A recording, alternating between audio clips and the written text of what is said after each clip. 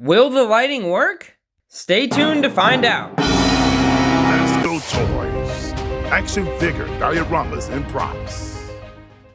Welcome back to my vlog series on building this RPD Station diorama. This is part 3 of the build, and if you haven't watched parts 1 and 2 where we constructed and painted the diorama, I highly suggest you do so. But today, we are going to be focusing on getting the wired lighting hooked up for this piece. For this project, I'm going to need a power source, some AA batteries, micro LEDs, 3 to be exact, some heat shrink, and some Velcro. I'm going to be using micro LEDs that I bought on an online store called Evans Designs Lighting, which I'll link to in the description. I purchased 3 micro LEDs, a red one and 2 cool white ones that are their largest size, which is their mega size.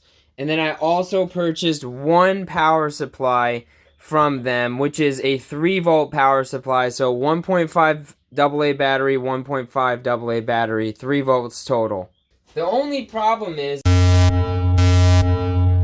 only ordered 1 power supply, and if I was mounting this, if this gate wasn't here and I was mounting this in the middle, I would be able to power most likely this light, and the one above it if I got creative with how I did some of the wiring, but that's not going to be the case this time. I need to put this light, the red light needs to be right up here, and then I have the 2 on the side. So what I had to do is go on Amazon for the sake of time and buy these other power supplies. And these actually have a release on the back, and these pop off.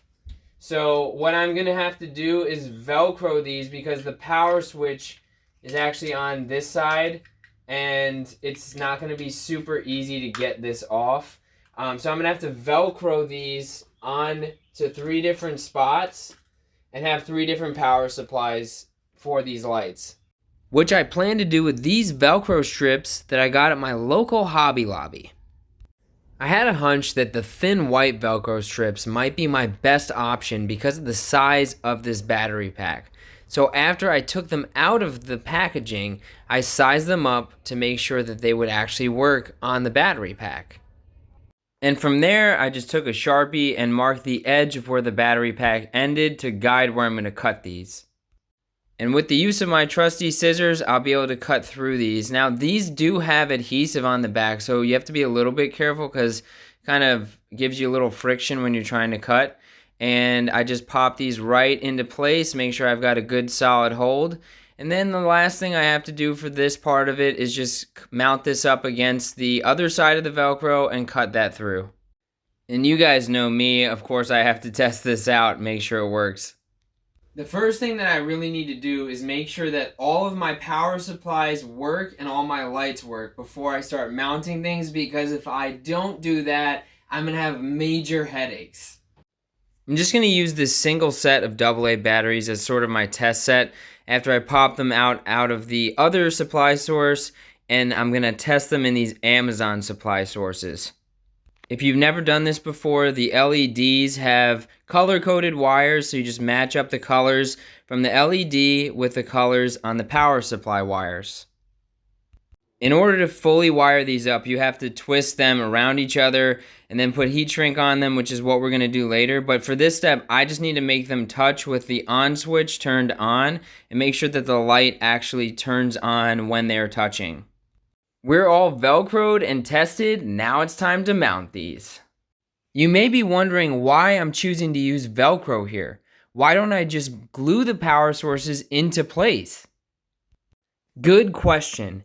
It's because of the design of these power supplies. If I slide off the backing, you'll see what I mean. In order to mount these with glue, the battery would need to be here, not here. Shout out to my friend Terrafoamer that helped me think through this problem and come up with the Velcro solution.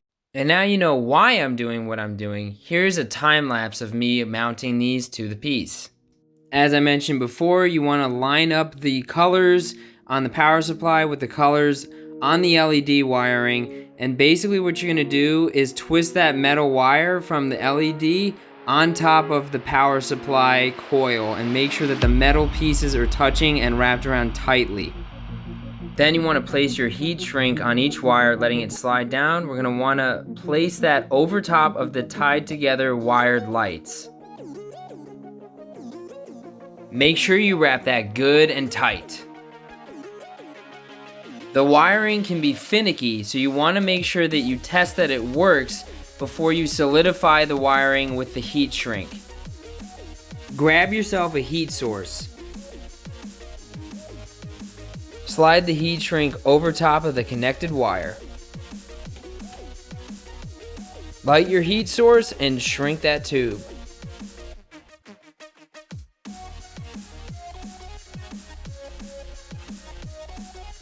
You want to place it close to the wire, but you don't want to burn the wire.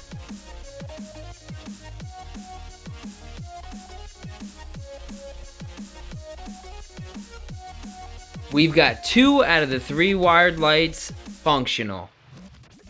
Time to use the same process to get the 3rd light functional, which is our overhead red light.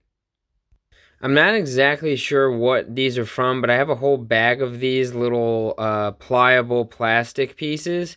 And what I think I'm going to do is put these over top of the wiring to just glue them in place as an anchor point, and then figure out what to do with the excess wire. These have 2 little plastic pieces jetting out that I want to cut off. Then I'm going to use some hot wire foam factory styro glue and some hot glue to glue these into place.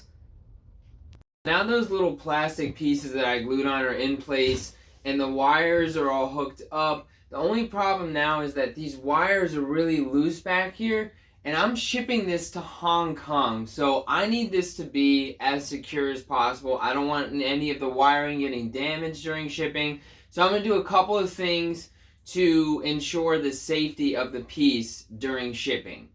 I use basic plastic twist ties to corral these wild wires that are kind of all over the place so that I can move on to covering them up.